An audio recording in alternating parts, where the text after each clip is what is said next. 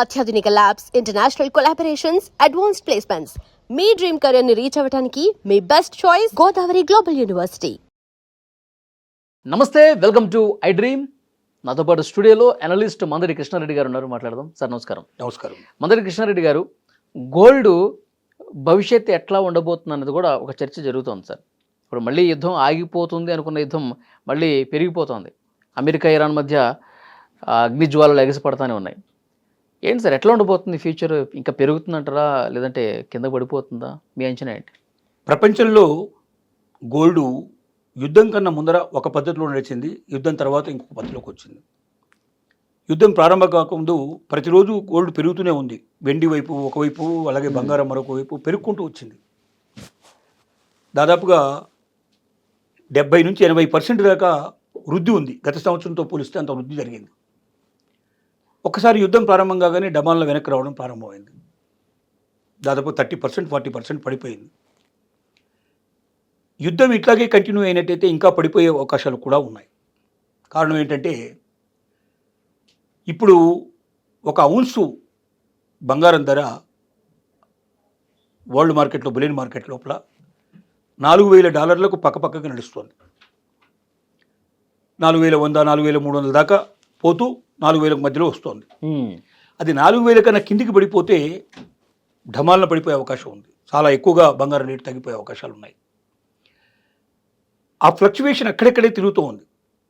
యుద్ధం ఇంకా తీవ్రతరం అయితే ఆటోమేటిక్గా పడిపోయే అవకాశాలు ఎక్కువగా ఉన్నాయి అనేది వాచ.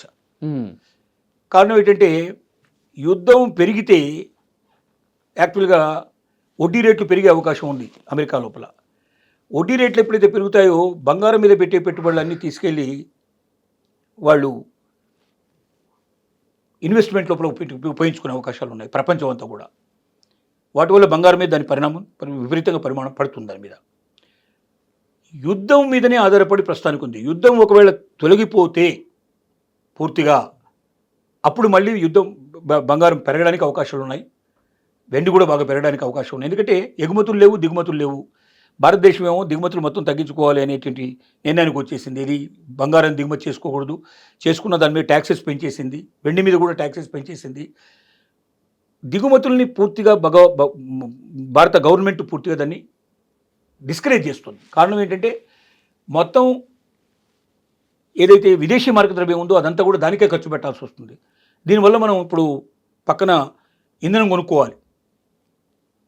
మన దేశం నుంచి ఎక్స్పోర్ట్స్ బంద్ అయిపోయినాయి, ఇంపోర్ట్ బంద్ అయిపోయినాయి. హార్మూజ్ జలసంధి క్లోజ్ అవ్వడం వల్ల మొత్తం తగ్గిపోయినాయి. వీటన్నిటి ఇంపాక్ట్ పడటం వల్ల మొత్తం మనకు విదేశీ మార్గ ద్రవ్యం మీద పడింది. అలాగే విదేశాల్లో ఉండేటువంటి వాళ్ళు కూడా చాలామంది గల్ఫ్ దేశాల్లో ఉండేవాళ్ళు మన దేశానికి డబ్బు పంపించడం మానేశారు. ఇప్పుడు అక్కడ వాళ్ళకి ఉద్యోగాలు ప్రస్తుతం ఉన్నట్ట ఊడిపోయినట్టు కూడా తెలియని పరిస్థితి ఏర్పడుతుంది. అమెరికా నుంచి కూడా డబ్బు రావడం లేదు. ఎక్కువ విదేశాల్లో ఉండేటువంటి ఎన్ఆర్ఐల నుంచి మనకు డబ్బు రావడం లేదు. ఇవన్నీ విదేశీ మార్గ ద్రవ్యం తగ్గడానికి కారణాలయ్యాయి. విదేశీ మార్గ ద్రవ్యం తగ్గడం వల్ల కూడా పరిస్థితులు ఎట్లా ఏర్పడతాయంటే, ఇంధనానికి మనం ఎక్కువ ఉపయోగించాల్సి కాబట్టి బంగారాన్ని, వెండిని డిస్కరేజ్ చేసి మోడీ గారు కూడా సంవత్సరం వరకు ఎవరు బంగారం కొనకూడదన్నారు. అవన్నీ కూడా కారణాల వల్ల బంగారం రేట్లు పెరగడానికి అవకాశం కన్నా తగ్గడానికి ప్రస్తుతానికి అవకాశాలు ఎక్కువ ఉన్నాయి. ఒకసారి యుద్ధం పూర్తిగా ఆగిపోతే మాత్రం పెరగడం ప్రారంభమవుతుంది. అది మాత్రం చాలా ఎక్కువగా చురుగ్గా పెరిగే అవకాశం ఉంది. దాన్ని పట్టుకోవడం కష్టం. కాబట్టి గోల్డ్ కొనుక్కోదలుచుకున్న వాళ్ళు ఎవరైనా ఈ తగ్గుతున్న సమయంలోనే చూసుకొని కొనుక్కోవడం మంచిది. ఇంకోటి, ఇప్పుడు గోల్డ్ ఉన్న రేటు పెట్టడానికి మధ్యతరగతి వాళ్ళకి ఎవరికి సాహసం లేకపోవడం వల్ల చాలా గోల్డ్ షాపులు కూడా మూతపడేటువంటి పరిస్థితి ఏర్పడుతుంది. లక్షలాది మంది బయటకు వచ్చే పరిస్థితి కూడా ఏర్పడుతుంది.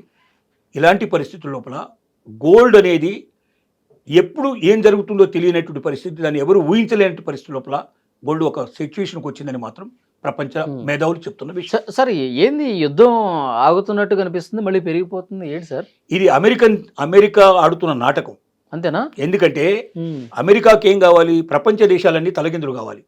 ప్రపంచ దేశాలందరి దగ్గర ఉన్నటువంటి డబ్బు మొత్తం అంటే టోటల్గా వాళ్ళు ఆర్థిక మందిలోకి వెళ్ళిపోవాలి. అమెరికా దగ్గర అడుక్కు తినేటువంటి స్థితికి రావాలి వాళ్ళు. ఇప్పుడు భారతదేశం ఏమన్నది, నేను 11వ ప్లేస్ నుంచి 6వ ప్లేస్కి వచ్చాను, 6వ ప్లేస్ నుంచి 4వ ప్లేస్కి వచ్చాను, నేను తొందరలోనే మొదటి ప్లేస్కి రాబోతున్నాను అని చెప్పి హెచ్చరిక చేసింది. ఇప్పుడు 6వ ప్లేస్కి వెళ్ళిపోయింది. మళ్ళీ ఎందుకు వెళ్ళిపోయింది? యుద్ధం వల్ల వెళ్ళిపోయింది. ప్రతి దేశం ఇవాళ మాన్యం ఎదుర్కొంటుంది. ప్రతి దేశం లోపల పరిస్థితులు అవి రేట్లు పెరిగిపోతున్నాయి. ఇంధన రేటు ఎప్పుడైతే పెరిగిపోతుందో అన్ని నిత్యావసర వస్తువులు రేటు పెరిగిపోతాయి. టోటల్గా రేట్లు పెరిగిపోయినట్లు ఏమవుతుంది? టోటల్గా దేశ పరిస్థితులు తలకిందులు అవుతాయి. అన్ని దేశాలు ఆర్థిక మాధ్యంలో కొట్టుకుపోవాలంటే ఈ యుద్ధాన్ని కంటిన్యూ చేయాలి. అందుకే నాటకాలు ఆడుతున్నాడు ట్రంప్. చేసే పని ఏమిటంటే అమెరికా మాత్రమే ఆర్థికంగా బలంగా ఉండాలి, మిగతా దేశాలన్నీ కూడా దరిద్ర పరిస్థితికి ఏర్పడాలి, పూర్తిగా ఆర్థిక మాంద్యంలో కొట్టుకుపోవాలి, అప్పుడు అన్ని దేశాలు కూడా అమెరికా దగ్గర అడుక్కోవడానికి సిద్ధపడతాయనేటువంటి ఒక లక్ష్యంతో పనిచేస్తున్నట్టుగా అనిపిస్తున్నది. ఓకే. కాబట్టి ఇది ఎప్పుడు తీరుతుందో ఎప్పుడు ఆగిపోతుందో ఎవరు చెప్పలేరు. చూద్దాం సార్ ఎట్లా ఉండిపోతుంది. గోల్డ్ అయితే యుద్ధం ఉన్నంతసేపు కొంచెం తగ్గే అవకాశం ఉంది, మొత్తం ప్రశాంతం అయితే కొంచెం పెరిగే అవకాశం ఉంది. Thank you very much.